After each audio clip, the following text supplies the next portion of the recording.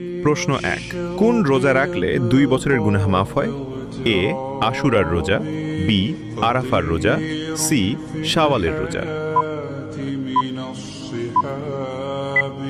সঠিক উত্তরটি হবে অপশন বি আরাফার রোজা।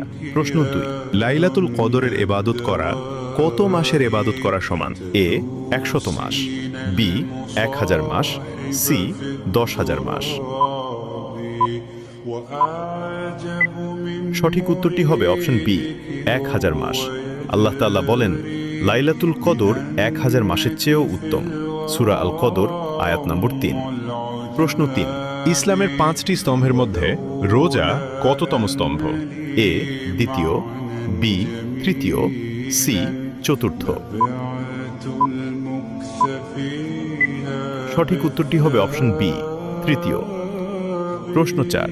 কোনো বিশেষ কারণে রোজা ভেঙে গেলে তার পরিবর্তে একটানা কয়টি রোজা রাখতে হয়? এ ৩০টি, বি ৬০টি, সি ৯০টি।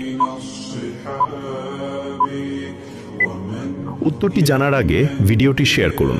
এই বিষয়গুলো অনেকেই জানে না। আপনার একটি শেয়ারের মাধ্যমে হাজারো মুসলমান ভাই বোন এই বিষয়গুলো জেনে তার উপর আমল করতে পারবে। সঠিক উত্তরটি হবে অপশন বি ৬০টি। এক ব্যক্তি ইচ্ছাকৃতভাবে রোজা ভঙ্গ করলে রাসূলুল্লাহ সাল্লাল্লাহু আলাইহি ওয়াসাল্লাম তাকে নির্দেশ দেন প্রথমে একজন দাস মুক্ত করতে, তা সম্ভব না হলে একটানা ৬০ দিন রোজা রাখতে, তাও সম্ভব না হলে ৬০ জন দরিদ্র ব্যক্তিকে খাদ্য প্রদান করতে।